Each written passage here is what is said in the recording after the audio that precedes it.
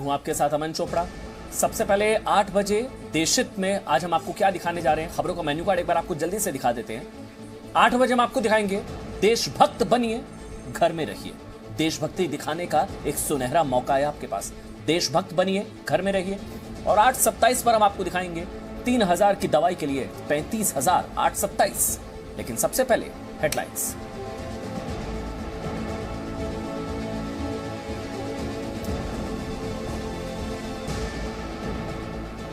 देश भर में वैक्सीनेशन पर बड़ी खबर। 1 मई से 18 साल से ऊपर के लोगों को भी वैक्सीनेशन। 50% तक वैक्सीन सीधे ले सकते हैं राज्य। डॉक्टर्स और दवा कंपनियों के साथ बैठक में पीएम का बड़ा फैसला। यूपी में लॉकडाउन लगाने के हाईकोर्ट के निर्देश को मानने से सरकार का इंकार। कहा जीवन के साथ आजीविका बचाना जरूरी। हाईकोर्ट ने लगाई थी फटकार। पूछा था सरकार के लिए सेहत जरूरी है चुनाव। नीति आयोग के सदस्य वीके पॉल का बड़ा दावा। कहा हवा के जरिए ज्यादा फैल रहा है संक्रमण। नई स्टडी से हुआ बड़ा खुलासा। देश में एक दिन में संक्रमण के 2,73,000 से ज्यादा नए केस। देश भर में कोरोना के हालात पर प्रधानमंत्री नरेंद्र मोदी की डॉक्टर से चर्चा। संक्रमण पर काबू पाने की कोशिशों पर बात। दवा कंपनियों के साथ भी प्रधानमंत्री नरेंद्र मोदी ने किया वर्चुअल संवाद। दिल्ली में हालात पर काबू पाने के लिए लॉकडाउन का ऐलान। आज रात 10 बजे से 26 अप्रैल सोमवार सुबह 5 बजे तक दिल्ली में लॉकडाउन। आनंद विहार पर जुटी भीड़ जबरदस्त दिल्ली से जाने वालों की। यूपी में रेमडेसिविर दवाइयों की कालाबाजारी करने वालों पर लगेगा एनएसए। समीक्षा बैठक में सीएम योगी का ऐलान। कहा दवाइयों की कमी नहीं, ऑक्सीजन आपूर्ति भी तेज। पूर्व प्रधानमंत्री मनमोहन सिंह भी हुए हैं कोरोना संक्रमित। आज आई पॉजिटिव आई कोरोना रिपोर्ट। इलाज के लिए दिल्ली के एम्स में हुए भर्ती। कोरोना की वजह से बंगाल में पीएम मोदी की रैली के स्वरूप में बदलाव। रैली स्थल पर नहीं होगी जनसभा। हर विधानसभा में भाषण सुनने के लिए लगेगी बड़ी स्क्रीन। प्रियंका गांधी वाड्रा का आरोप। महाराष्ट्र बीजेपी के नेता रेमडेसिविर की कर रहे हैं जमाखोरी। कोरोना के हालात पर चर्चा के लिए कांग्रेस और शिवसेना ने की संसद का विशेष सत्र बुलाने की मांग। देश भर में वैक्सीनेशन पर बड़ी खबर। 1 मई से 18 साल से ऊपर के लोगों को भी वैक्सीनेशन।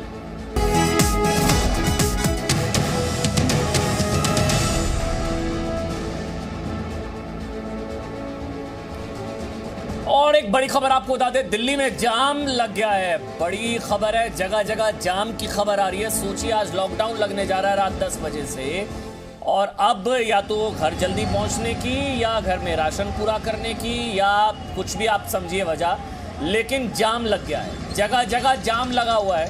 आपको बता दें लक्ष्मी नगर से मदर डेयरी की तरफ जाने वाली रोड हो या फिर विकास मार्ग या अक्षरधाम रिंग रोड पर जाम लग गया है। रात 10 बजे से लॉकडाउन होने जा रहा है। आज रात 10 बजे मतलब 2 घंटे बाद से 6 दिन का दिल्ली में लॉकडाउन होने जा रहा है। सोमवार सुबह 5 बजे तक लॉकडाउन होगा। अब से ठीक 2 घंटे बाद, 2 घंटे बाकी। दिल्ली में जाम लग गया है जगह जगह। अब वजह क्या है क्या नहीं, घरों से वापसी तो रोज होती है, लेकिन आज क्या खास है क्योंकि जबरदस्त जाम की खबर है। ये तस्वीरें भी हम आपको दिखा रहे हैं। ये आपको बता दें लक्ष्मी नगर से मदर डेयरी और विकास मार्ग और अक्षरधाम रिंग रोड पर। नीरज गौड़ इस वक्त में साथ जुड़ चुके हैं। नीरज, कहां जाम लगा है? बिल्कुल अमन, मैं आपको बताऊं कि जैसे ही मुख्यमंत्री ने लॉकडाउन का ऐलान किया है उसके बाद से दिल्ली के तमाम इलाकों में पैनिक जैसी स्थिति हो गई है। लोग अपने अपने घरों पर जाने के लिए निकल रहे हैं। लोग कुछ ऐसे भी हैं जो कि जरूरत का जो सामान है उसको लेने के लिए निकले हैं। और इस वक्त मैं मौजूद हूँ जो कि मदर डेयरी का इलाका है, क्योंकि मुझे आनंद विहार पहुंचना था और मैं आईटीओ से निकला था। तकरीबन मुझे 1 घंटे से ज्यादा हो गया है, लेकिन मैं वहां तक नहीं पहुंच पाया हूँ। मदर डेयरी तक पहुंचा हूँ। यहाँ पर भी आप देखेंगे फिलहाल ये जो स्ट्रेच है ये फिलहाल अभी जाम फ्री हो गया है, लेकिन इसके पीछे का जो पूरा इलाका है जहाँ पर फ्लाईओवर है, जो कि लक्ष्मी नगर मेट्रो स्टेशन से जब आप आगे की ओर बढ़ेंगे मदर डेयरी की तरफ, तो वहां पर एक फ्लाईओवर आएगा। उस फ्लाईओवर पर पूरा जाम है और उसके बाद से ये जो छोटा स्ट्रेच है ये फिलहाल अभी जाम फ्री हुआ है। और जिस तरीके से अगर आगे की तरफ जाएंगे तो ये NH24 को कनेक्ट करेगा, तो वहां भी बता रहे हैं कि वहां पर भी जाम जैसी स्थिति है। और इसी के साथ में जो आईटीओ का पूरा इलाका है जो कि विकास मार्ग जिसको बोला जाता है और जो कि लक्ष्मी नगर मेट्रो स्टेशन की तरफ जाता है, उस रोड पर वो पूरा जाम था। और इसी के साथ में अक्षरधाम वाला जो रिंग रोड है वहां पर भी भारी जाम है। जी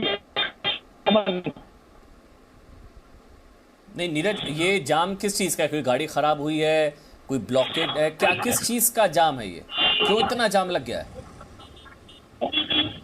बिल्कुल अमन, मैं आपको बताऊं कि जिस तरीके से जो कि हमने जाम देखा विकास मार्ग पर, वहां पर अमूमन जाम होता है, लेकिन जिस तरीके से जो कि लॉकडाउन का ऐलान हुआ है उसके बाद से तमाम लोग जो है अपने अपने घरों से निकले हैं। जिसको कोई जरूरी काम करना हो तो उससे निकले हैं, किसी को कुछ जरूरी सामान लेना हो उसको लेकर के निकले हैं, और कुछ लोग ऐसे भी हैं जिनको आनंद विहार पहुंचना है, अपनी बस पकड़नी है, तो उसके लिए भी लोग निकले हैं। तो बहुत सारे उसमें लोग हैं अलग अलग तरीके से, जो कि अपने अपने घरों से, अपने अपने ऑफिस से अपने घर जाने के लिए निकले हैं, क्योंकि शाम का वक्त है। अमूमन दिल्ली के तमाम जगहों पर जाम होता है, लेकिन जैसे ही शाम के वक्त जो कि लॉकडाउन का ऐलान हुआ दोपहर के वक्त, उसके बाद शाम में जो है जाम जैसी स्थिति तमाम इलाकों में देखने को मिल रही है। शुक्रिया आपका नीरज, ये अपडेट हम तक पहुंचाने के लिए। रात के 8 बज रहे हैं, 2 घंटे बाद दिल्ली में लॉकडाउन शुरू होने जा रहा है और ये 6 दिन का, एक हफ्ते का लॉकडाउन होगा। 6 दिन, सोमवार सुबह 5 बजे तक, आज रात 10 बजे। इस बीच एक और बड़ी खबर आपको बता दें, ये बहुत बड़ी खबर है। 1 मई से 18 साल से ऊपर सभी लोगों का वैक्सीनेशन होगा। जी हाँ, ये एक अच्छी खबर, बड़ी खबर। इसका इंतजार बहुत समय से किया जा रहा था, क्योंकि 45 साल से ऊपर फेज 3 है ये। अब 1 मई से फेज 3 की शुरुआत होगी। प्रधानमंत्री ने डॉक्टर्स के साथ भी संवाद किया, फार्मा कंपनियों के जो लोग हैं उनसे भी प्रधानमंत्री ने बात की, और उसके बाद ये खबर आई है कि अब 1 मई से तीसरे चरण में जो वैक्सीनेशन का 3rd फेज है उसमें 18 साल से ऊपर के लोगों का भी वैक्सीनेशन होगा। यही नहीं, खुले बाजार में भी मिलेगी कोरोना वैक्सीन, ये भी बड़ी खबर है।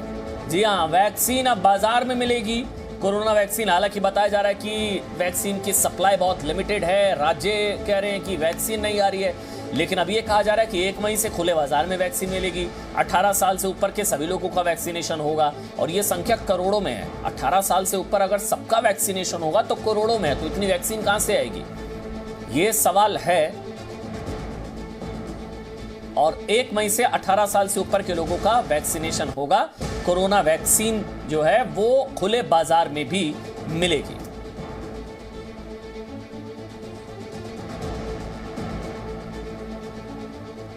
देखिए, अब आज ना एक सवाल आपसे पूछना चाहते हैं। आप लोग हमेशा सोचते होंगे कि देशभक्ति क्या है, देशभक्ति, राष्ट्रवाद क्या है, देशभक्ति क्या है।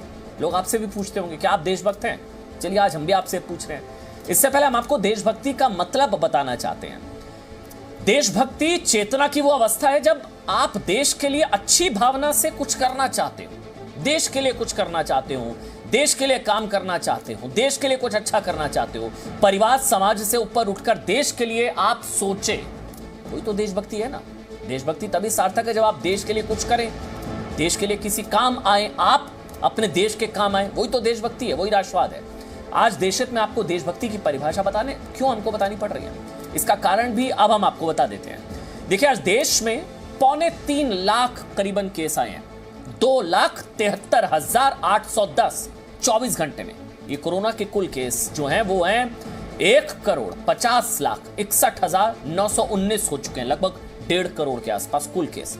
और कुल एक्टिव केस जो हैं वो भी 19 लाख। ये एक्टिव का मतलब जिनका इलाज चल रहा है, 19 लाख। वैसे आए 1.5 करोड़, बाकियों का इलाज हो चुका है।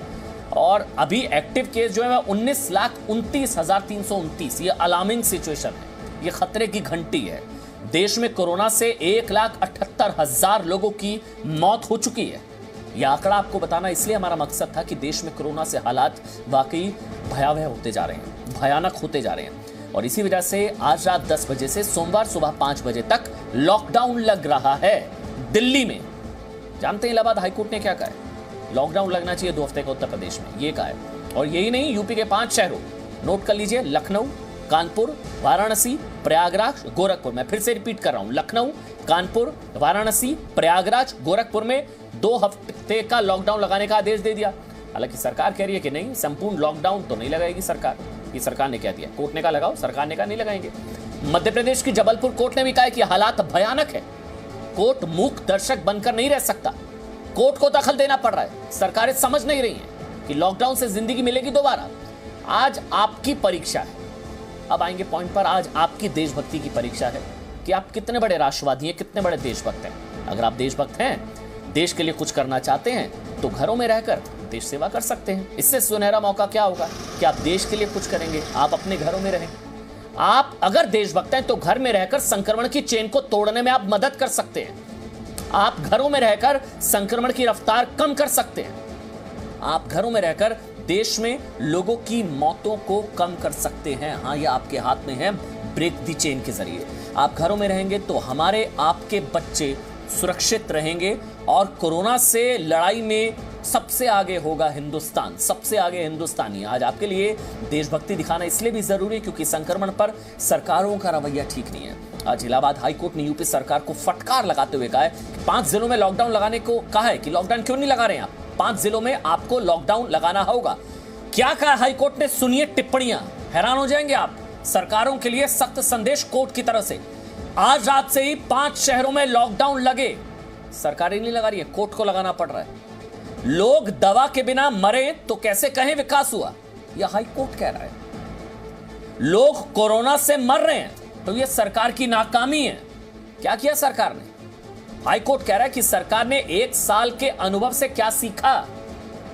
और सुनेंगे आप, हमारे पास चुनाव में खर्च करने को बहुत, सेहत पर कम। High court. सिर्फ वीवीआईपीएस को 6 से 12 घंटे में टेस्ट रिपोर्ट मिल रही है। High court. जिसे ऑक्सीजन चाहिए उसे इकोनॉमी से क्या मतलब? हाई कोर्ट आपके दर्द को समझ रहा है, न्यायालय कोर्ट आपके दर्द को समझ रही है, सरकारें नहीं समझ रही। कोर्ट कह रहा है कि ऑक्सीजन जिसको चाहिए उसे आप इकोनॉमी चिल्ला रहे हैं। इकोनॉमी से क्या मतलब? हाई कोर्ट ने कहा कि शर्म की बात है कि सरकार ने कोई योजना नहीं बनाई, कोई कुछ प्लान नहीं किया। ये तो सबको पता था कि दूसरी वेव आएगी, तीसरी वेव आएगी। क्या तैयारी की? जनता को, चुनाव को जनता की सेहत से ज्यादा महत्व दिया गया। ये भी आज कह दिया। पंचायत चुनाव को लेकर टिप्पणी की है कोर्ट ने कि चुनाव को जनता की सेहत से ज्यादा महत्व दिया गया। सरकार को कोरोना की दूसरी लहर के बारे में पता था, लेकिन आप जानकर अब और हैरान होंगे कि यूपी सरकार ने साफ कर दिया कि कोरोना के खिलाफ संपूर्ण लॉकडाउन नहीं लगाया जाएगा। सरकारों का हाल आपने देख लिया, लेकिन देश में कुछ लोगों का क्या हाल है, इसके लिए आपको दिल्ली से आई कुछ तस्वीरें देखनी चाहिए। देश में कोरोना संक्रमण की स्थिति लगातार बद से बदतर हो रही है, लेकिन दिल्ली में आज से संक्रमण रोकने के लिए ताला लग रहा है। और दिल्ली में ताला लगने से पहले ही मधुशालाओं में जबरदस्त भीड़ लग गई है और शराब के लिए देश की सेहत को दांव पर लगाने वालों की भीड़ जुट गई है। और जानते हैं बापू राष्ट्रपिता महात्मा गांधी शराब पर क्या कहा करते थे? उन्होंने कहा था कि शराब पीने से इंसान की आत्मा मर जाती है। शराब का सेवन समाज का सबसे बड़ा शत्रु है। शराब में इंसान खुद को भूल जाता है और दिल्ली में आज जिस तरह शराब की दुकानों पर भीड़ लगी, उसने वाकई सबको शर्मसार कर दिया।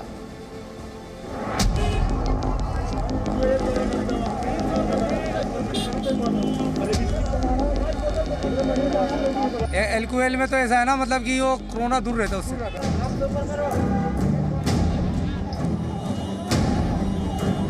सरकारी खोल दिए, प्राइवेट क्यों बंद करे भाई? प्राइवेट बंद करने नहीं चाहिए थे, इतनी लंबी लाइन लगती अगर प्राइवेट खुले होते तो। मैं किसी अपने बच्चों को ढूंढ रहे यहाँ आया हूँ। मैं दारू बिल्कुल नहीं पीता हूँ। जाम जरूरी या कोरोना के खिलाफ जंग? गर्मी इतनी ज्यादा, बियर ना पियो तो और बुरी हालत होती है। शराब के लिए देश की सेहत दांव पर क्यों? पापा आ नहीं सकते हैं तो उन्होंने हमें भेजा लेने के लिए सामान। शराबियों के पास महामारी फैलाने का ठेका।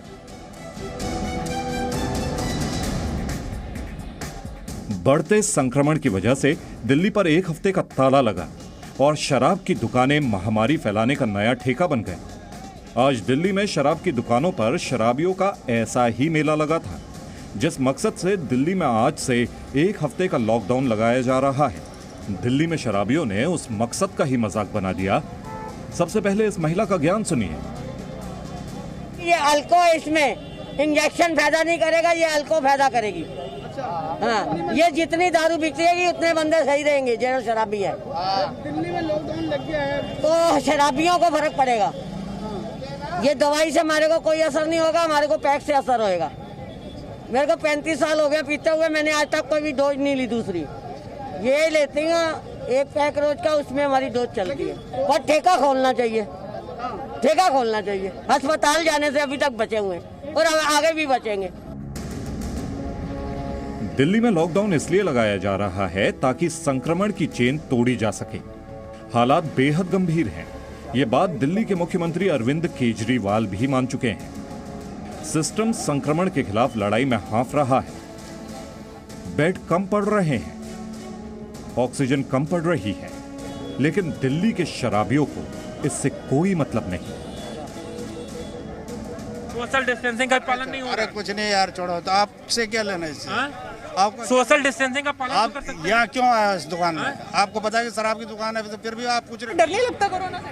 कोई बीमारी है ही नहीं ऐसी। अच्छा, ये तो सिर्फ गवर्नमेंट बेवकूफ बना रही फिर है। इतने लोग जो मर रहे हैं, वो तो सब मैडम, नॉर्मल आदमी भी इतने मरते थे, वो सारे कहाँ चले गए? अच्छा, आज आपको 4 महीने से धरने पे बैठे हुए हैं, उनमें से तो कोई कोरोना नहीं सुना हमने आज तक। सोचिए, दिव्य ज्ञान की ये बातें शराब पीने से पहले हैं। शराब पिएंगे तो क्या हाल होगा? शराबियों की जमात की ऐसी ही सोच की वजह से मधुशालाओं पर किसी को मास्क का ख्याल नहीं है। कोई बिना मास्क के है और किसी ने मास्क सिर्फ फैशन शो के लिए पहना हुआ है। पेटी है, लॉकडाउन है, 7 दिन के लिए बोला गया और पता नहीं कितने दिन तक चलेगा, कुछ कह नहीं सकते। बहुत परेशानी है, 500 का क्वार्टर हुआ था और उस हिसाब से अब भी वैसा ही होगा, तो इसलिए पेटी ली है कि 24 दिन तो कम से कम चलेंगे। 1 हफ्ते के लिए बंद रहेगा लॉकडाउन। पिछली बार भी लॉकडाउन में हमने 2,000 की बिस्कियाँ खरीदी हैं। ये सिस्टम पहले हफ्ते 10 दिन पहले बताते तो लोगों को इतनी भीड़ भाड़ के मार गिरना पड़ती। लोगों को सहूलियत के लिए कुछ ना कुछ इनका भी करा जाए।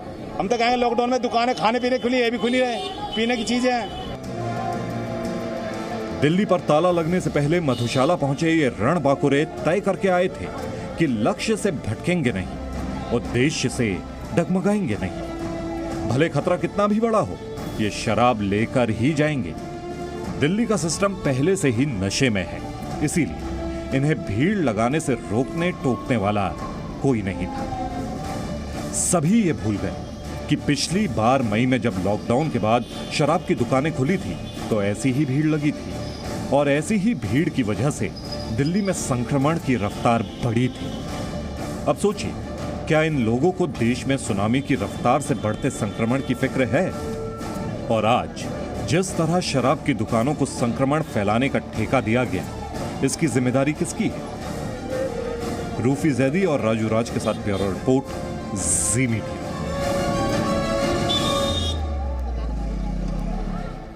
आपने हमारी रिपोर्ट में इस महिला को सुना होगा, जिन महिला का यह दावा है कि कोरोना से लड़ने के लिए इंजेक्शन से ज्यादा जरूरी अल्कोहल है।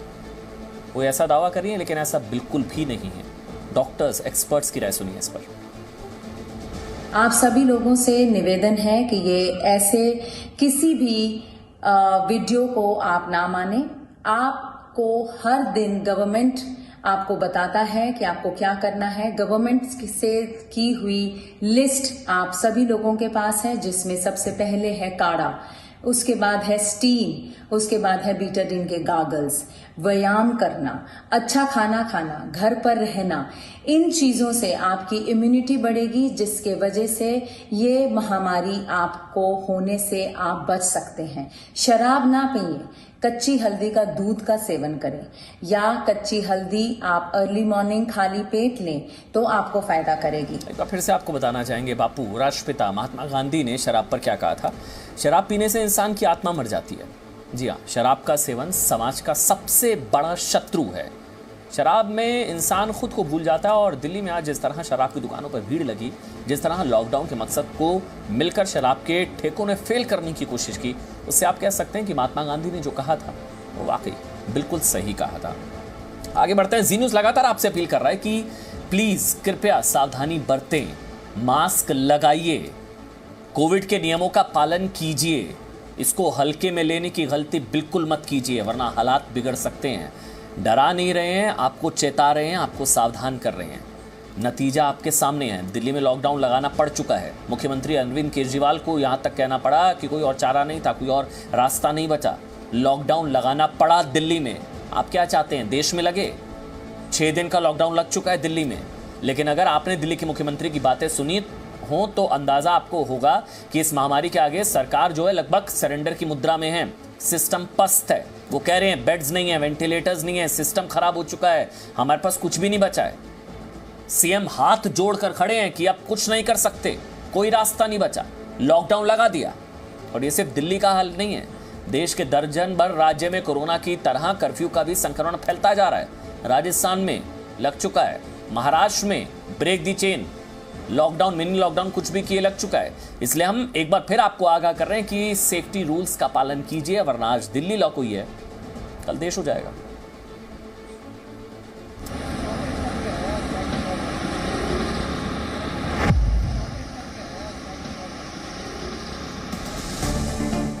आज से दिल्ली लॉक, पता है क्यों? मास्क क्यों नहीं लगा रहे हो? मेरी मर्जी क्योंकि मुझे परेशान कर दिया।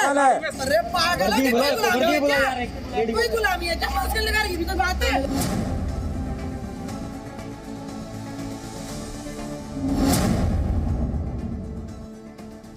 क्योंकि दिल्ली वालों के ऐसे गैर जिम्मेदार रवैये ने दिल्ली को लॉकडाउन के दरवाजे पर धकेला है।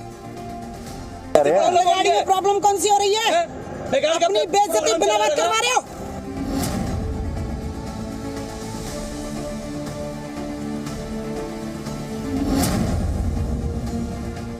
क्योंकि दिल्ली के अस्पतालों में अब लाशों का हिसाब रखना मुश्किल हो रहा है। हॉस्पिटल में से गायब हो रहे, बता नहीं रहा कब से लड़की गायब हो रही।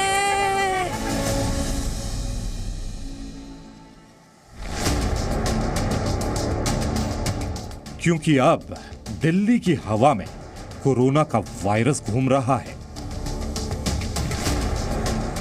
एयरबोर्न का रोल ज्यादा है, सरफेसेस का कम है। ये डायनेमिक सिचुएशन है सीखने की, और ये आगे बढ़ रही है।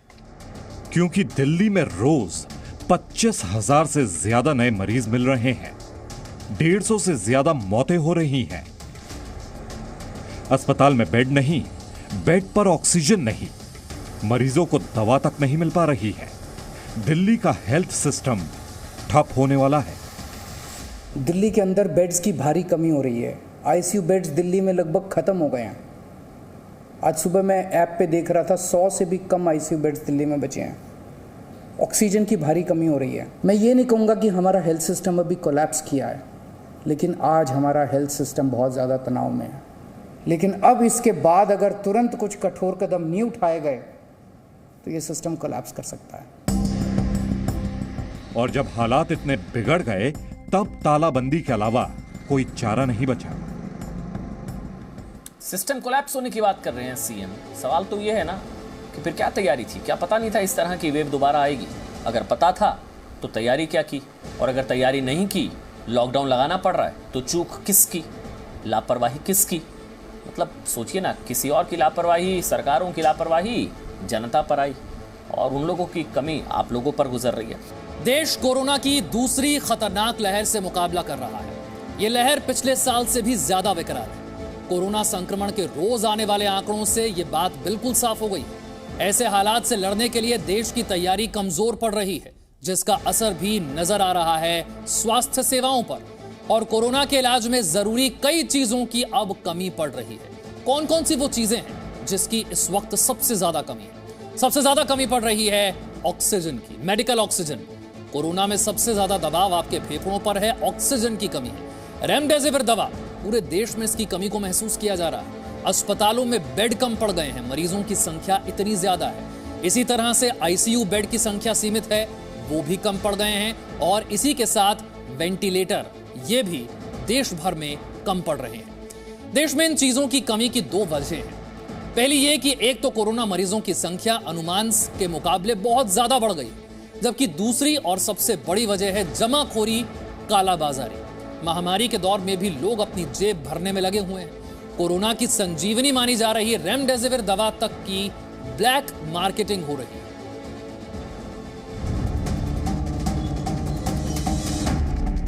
नीली वर्दी में दिख रही ये महिला नर्स है और उसके बगल में उसका साथी। ये दोनों महामारी के दौर में मुनाफा कमाने की कोशिश कर रहे थे। नतीजा, अब ये दोनों जेल में हैं। ये रेमडेसिविर इंजेक्शन है। कोरोना संक्रमित गंभीर मरीजों के लिए ये इस वक्त किसी संजीवनी से कम नहीं है। इंदौर में इस इंजेक्शन की ब्लैक मार्केटिंग करने वाली एक नर्स और एक लैब टेक्नीशियन को गिरफ्तार किया गया। लोगों की मजबूरी का फायदा उठाकर ये लोग कैसे अपनी जेब भरने की कोशिश में लगे हुए थे, जरा उसका ऑडियो भी सुनिए। हेलो, कविता मैडम बात कर रही हैं? हाँ मैडम, मुझे वो पीयूष भैया ने आपका नंबर दिया था, रेमडेसिविर इंजेक्शन चाहिए था मुझे। हाँ है ना? तो हाँ। मुझे कहाँ आना होगा? बड़ा हॉस्पिटल में अभी ये 2 मिल रहे थे, पर एक बिक गया, एक ही रखा है। मैडम 2 चाहिए था मुझे तो। अभी फिलहाल अभी चलो एक तो दे दो। हाँ, तो आ जाओ यहाँ पे। तो मैम कितने पैसे लेके आना है? हेलो। हाँ जी मैडम। 35 एक ही मिलेगा अभी फिलहाल। 35,000 में एक? हाँ मैडम थोड़ा कम करवा दीजिए ना, पेशेंट वही तो बात है। सुबह फिर भी 2 था पर अभी तो एक ही बच्चा है, वो भी डॉक्टर दिलवा रहे, मैं नहीं दिलवा रही हूँ। ये नर्स 3,000 रुपए की कीमत वाले रेमडेसिविर इंजेक्शन के लिए 35,000 रुपए मांग रही थी, लेकिन इसके लालच ने इसे हवालात में पहुंचा दिया। उनके नर्स और ये भैया गिरफ्तार हुए हैं। तेरा रिएक्शन निकाल दूंगी अभी मैं। मध्य प्रदेश के ही छिंदवाड़ा जिला अस्पताल में भी रेमडेसिविर इंजेक्शन की कालाबाजारी हो रही थी। जिला अस्पताल का एक वार्ड बॉय 18,000 रुपए में इंजेक्शन बेचते हुए पकड़ा गया।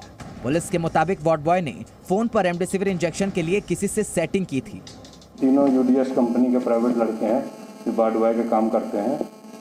ये जो वहाँ वार्ड में जो किसी मरीज के लिए इंजेक्शन आता है और यदि वो खत्म हो जाता है इलाज के दौरान तो उसका इंजेक्शन जो बच जाता था तो वो इंजेक्शन नियमतः वापस होना चाहिए था। उस इंजेक्शन की चोरी इनके द्वारा कर लिया गया था और चोरी करके इसको महंगे दामों में बेचने का काम किया जा रहा था। इनके विरुद्ध धारा 379 3/7 ईसी एक्ट और 51 आपदा प्रबंधन अधिनियम के तहत कार्रवाई की गई। मुंह पर मास्क लगाकर खड़े ये 2 शख्स भी महामारी में मोटा मुनाफा कमाने की कोशिश कर रहे थे। रेमडेसिविर इंजेक्शन की कालाबाजारी करते पुलिस ने इन्हें गिरफ्तार कर लिया। ये 3,000 रुपए वाला एक इंजेक्शन 12 से 14,000 में बेच रहे थे। एक तरफ ये गद्दार लोगों की सांस के लिए जरूरी इंजेक्शन की ब्लैक मार्केटिंग कर रहे हैं, तो वहीं आम लोग एक एक इंजेक्शन पाने के लिए दर दर भटक रहे हैं। उत्तर प्रदेश सरकार ने तो रेमडेसिविर इंजेक्शन की कालाबाजारी करने वालों के खिलाफ राष्ट्रीय सुरक्षा कानून NSA लागू करने का ऐलान किया है। रेमडेसिविर इंजेक्शन को लेकर केंद्र सरकार का दावा है कि देश में इसकी कोई कमी नहीं है। देश में रेमडेसिविर के उत्पादन को 28 लाख से बढ़ाकर 41 लाख डोज प्रति महीने कर दिया गया है। यहाँ तक कि कीमतों में 20 से 40% तक की कटौती कर दी गई है। सरकार भले दावा करे कि रेमडेसिविर इंजेक्शन का उत्पादन बढ़ाया गया है, लेकिन हकीकत ये है कि अलग अलग शहरों में लोगों को इस संजीवनी को पाने के लिए एड़ी चोटी का जोर लगाना पड़ रहा है। ब्यूरो रिपोर्ट, जी मीडिया। एक तरफ रेमडेसिविर इंजेक्शन की ब्लैक मार्केटिंग करने वाले अलग अलग शहरों से पकड़े जा रहे हैं, तो वहीं ऑक्सीजन सिलेंडर के लिए भी हालात वैसे ही। देश के कई राज्यों में ऑक्सीजन की कमी हो रही है। अस्पताल में मरीज बिना ऑक्सीजन दम तोड़ रहे हैं, तो वहीं दिल्ली में ऑक्सीजन सिलेंडर की भी ब्लैक मार्केटिंग हो रही है। हालात यह हैं कि ऑक्सीजन टैंक की सुरक्षा में पुलिस लगानी पड़ रही।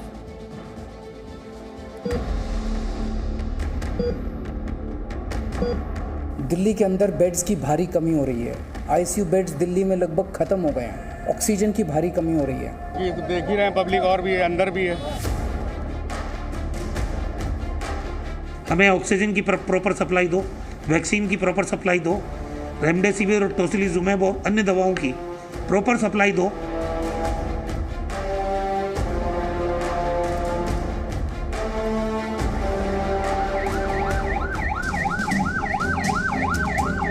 सायरन बजाते हुए गुजर रही पुलिस की ये गाड़ियां किसी वीवीआईपी काफले का हिस्सा नहीं है, बल्कि ये पुलिस की गाड़ियां ऑक्सीजन की सुरक्षा में साथ साथ चल रही हैं। तस्वीरें कानपुर की हैं, जहां बीती रात 20 टन वाला ऑक्सीजन टैंक पहुंचा तो पुलिस और प्रशासनिक अधिकारी उसे कड़ी सुरक्षा में ले गए। इस ऑक्सीजन टैंक के आ जाने से कानपुर के लोगों की सांस में सांस आई होगी। कोरोना की दूसरी लहर इतनी खतरनाक होगी शायद ही किसी ने सोचा होगा। हालात ये हैं कि कोरोना 2.0 हमारे मेडिकल इंफ्रास्ट्रक्चर का सबसे कठिन टेस्ट ले रहा है। कोरोना संक्रमितों की सांस थामने वाली ऑक्सीजन की किल्लत भी हो रही है। अलग अलग शहरों में ऑक्सीजन की कमी की रिपोर्ट आ रही है। मध्य प्रदेश के शहडोल जिला अस्पताल में शनिवार को ऑक्सीजन की कमी से 12 कोरोना मरीजों की जान चली गई। हालांकि ना तो जिला अस्पताल और ना ही मध्य प्रदेश सरकार ऑक्सीजन की कमी की बात मान रही है, लेकिन अस्पताल में भर्ती मरीजों के रिश्तेदार ऑक्सीजन को लेकर अलग ही दावा कर रहे हैं। रात को 2 बजे जब ऑक्सीजन ख़त्म हुई है तब डीन साहब आए थे रात को 3:30 बजे के करीब। तो उन्होंने हम लोगों को बोला कि आईसीयू के अंदर गए वो और बोला कि हाथ जोड़ के कि आप सब प्रार्थना कीजिए, हमारे पास ऑक्सीजन ख़त्म हो गई है। तो फिर उस दौरान कुछ लोगों ने बताया कि 16 लोग ख़त्म हुए हैं और कुछ लोगों ने बताया कि 10 के करीब ख़त्म हुए हैं। तो रात से ऑक्सीजन नहीं है, बोल रहे थे गाड़ी ख़राब हो गई है, दमों में एक्सीडेंट हो गया गाड़ी, इसलिए ऑक्सीजन गाड़ी बन नहीं पा रही, आ नहीं पा रहा है वो ऑक्सीजन मैनेज कर रहे हैं वो। ये कब कहा था आपसे? सुबह 4 बजे परसों। अच्छा, फिर क्या हुआ? हो गया अफरा तफरी मचा था पूरे हॉस्पिटल में। आप यहीं पे थे मौके पे? हाँ, मौके पे था मैं। शहडोल के जिला अस्पताल के बाहर मौजूद लोग ऑक्सीजन पर सरकारी दावे की पोल खोल रहे हैं। ऑक्सीजन की कमी सिर्फ छोटे शहरों में ही नहीं बल्कि देश की राजधानी दिल्ली में भी है। दिल्ली के मुख्यमंत्री ने माना है कि दिल्ली के अस्पतालों में ऑक्सीजन की कमी हो रही है। दिल्ली के अंदर बेड्स की भारी कमी हो रही है। आईसीयू बेड्स दिल्ली में लगभग खत्म हो गए हैं। ऑक्सीजन की भारी कमी हो रही है। परसों रात को एक हादसा होते होते बचा। एक प्राइवेट हॉस्पिटल ने हमें बताया कि परसों रात को 3 बजे के करीब उनके अस्पताल की ऑक्सीजन लगभग खत्म हो गई।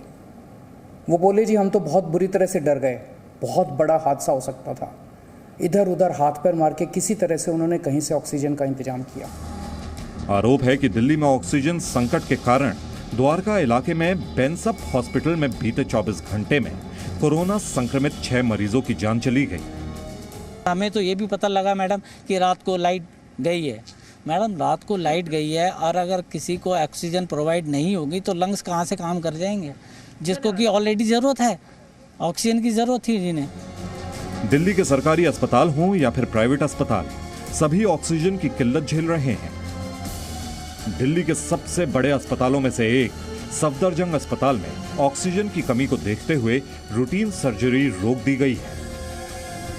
अस्पतालों में ऑक्सीजन के संकट की बड़ी वजह है इसकी ब्लैक मार्केटिंग। जी न्यूज ने अपनी रिपोर्ट में भी खुलासा किया था कि राजधानी में कुछ ऑक्सीजन सप्लायर लोगों को मुंह मांगी कीमत पर ऑक्सीजन सिलेंडर की सप्लाई कर रहे हैं।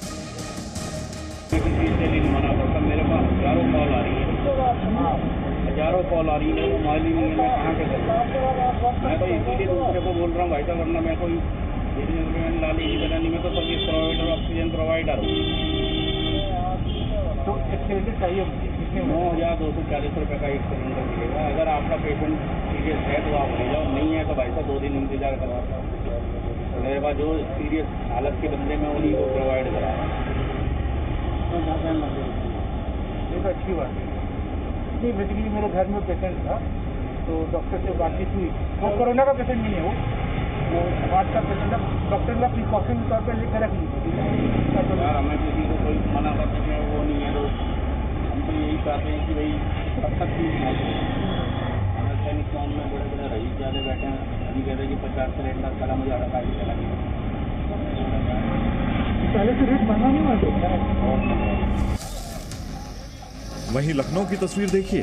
ऑक्सीजन सप्लाई करने वाले एक दुकान के बाहर लाइन में लगकर ऑक्सीजन सिलेंडर ले जा रहे हैं।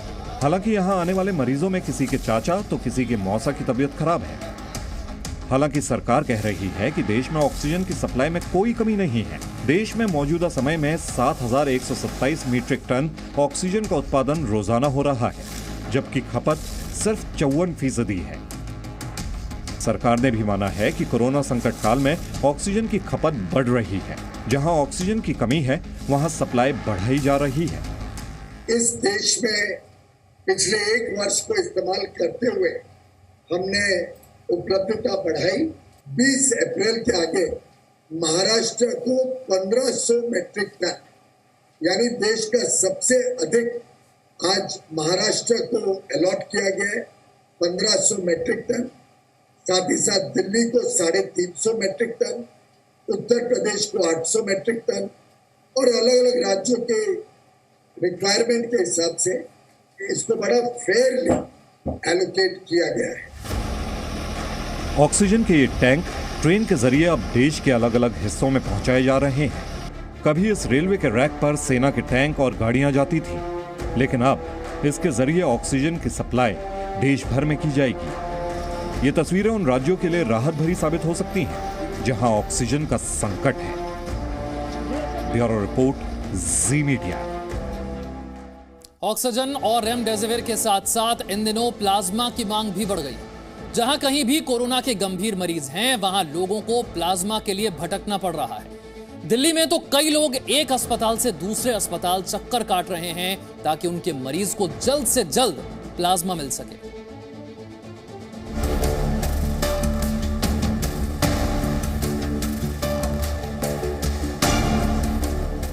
ये राजीव चौधरी हैं। इनके सास और ससुर दोनों कोरोना पॉजिटिव हैं। उनके इलाज के लिए इन्हें जल्द से जल्द 2 यूनिट प्लाज्मा की जरूरत है। प्लाज्मा के लिए ये काफी परेशान हुए। सोशल मीडिया से मदद की अपील की, लेकिन कोई मदद नहीं मिली। बड़ी मुश्किल से इनको प्लाज्मा के लिए डोनर मिल पाए। कुछ महीने पहले ही कोरोना को हरा चुके गुलशन सदाना राजीव चौधरी के लिए मुश्किल वक्त में फरिश्ते बनकर सामने आए। महामारी का वक्त है, इस वक्त लोगों को प्लाज्मा की काफ़ी ज़रूरत पड़ रही है। तो ऐसे वक्त पर सिर्फ अपने बारे में नहीं सोचना चाहिए, हमें दूसरे लोगों के बारे में भी सोचना चाहिए। तो मुझे ऐसा लगा कि ये मेरी जिम्मेदारी है कि मैं जाके प्लाज्मा डोनेट करके आऊँ। दिल्ली के इंस्टीट्यूट ऑफ लिवर एंड बायलियरी अस्पताल में प्लाज्मा बैंक है, जहां पर लोग कोरोना मरीजों की जान बचाने के लिए प्लाज्मा डोनेट करने के लिए आ रहे हैं। राजीव चौधरी ने सोशल मीडिया पर प्लाज्मा के लिए दिए नंबरों पर कॉल किया, लेकिन सभी या तो फेक निकले या फिर पुराने थे। व्हाट्सएप पे भी बहुत सारे मैसेजेस आते हैं, पर जितने भी मैसेजेस होते हैं आप उन पे अगर कॉल करेंगे तो वो एक तरह से फेक होते हैं, तो आपका काफ़ी टाइम उसमें वेस्ट होता है। फिर आपको अपने सर्कल में बात करनी पड़ती है। राजीव चौधरी की सलाह है कि सोशल मीडिया पर भरोसा करने के बजाय लोगों से सीधा बात करें। दिल्ली के ILBS अस्पताल में लोग निस्वार्थ भाव से प्लाज्मा डोनेट करने के लिए आ रहे हैं। ये वो एरिया है जहाँ पर उनका प्लाज्मा का सैंपल लिया जाता है। प्लाज्मा सैंपल लेने के बाद कुछ लोगों को यहाँ पर जो 40 से 45 मिनट की जो प्रक्रिया है कि किस तरीके से प्लाज्मा देने के बाद उन्हें वेट करना रहता है। कुछ लोग हमारे साथ जो पहले पॉजिटिव पाए गए थे और अब वो प्लाज्मा देने आए हैं। सर, क्या नाम है आपका? मेरा नाम वीर भान है। सर, क्या आप प्लाज्मा डोनेट करने आए थे और क्या आपके परिजन जो हैं उनकी डिमांड थी या वॉलंटियरली आप आए हैं देने? मेरे एक परिजन हैं, उनको तबीयत ख़राब थी, कोविड इन्फेक्ट हुए थे, तो उनको चाहिए था, तो मैंने इमीडिएटली ये डिसीजन लिया कि मैं प्लाज्मा डोनेट करूंगा। दिल्ली में बीते 2 से 3 सप्ताह में कोरोना के मामले तेजी से बढ़े हैं और प्लाज्मा थेरेपी को कोरोना के लिए सबसे अहम इलाजों में से एक माना जाता है। अगर कोरोना मरीजों को सही समय पर प्लाज्मा थेरेपी दी जाए तो मरीज की जान तक बचाई जा सकती है। अगर डिजीज प्रोसेस में अर्ली यानी जल्दी दिया जाए तो ज़्यादा फायदा करता है और एंटीबॉडीज़ एडिक्वेट होनी चाहिए। तो एडिक्वेट एंटीबॉडीज़ तो हम यहाँ पहले टेस्ट करके ही देते हैं, लेकिन अगर कोई पेशेंट वेंटिलेटर पे चला गया है, ठीक है, इंट्यूबेटेड हो गया, तो उसमें बहुत फ़ायदा नहीं करता है। अगर सिर्फ सप्लीमेंटल ऑक्सीजन पे है और अर्ली फेज में है सीवियर डिजीज़ के तो फ़ायदा करता है। लेट डिजीज़ में इसका कोई फ़ायदा रह नहीं जाता। ऐसे में आप में से कोई भी कोरोना को हरा चुका है और प्लाज्मा देने के लिए सभी शर्तों को पूरी करता है तो दूसरों की मदद को आगे आए। Vaibhav Parmar, Zee Media, Delhi. Presenting B News app available on Google Play and App Store. Download it now.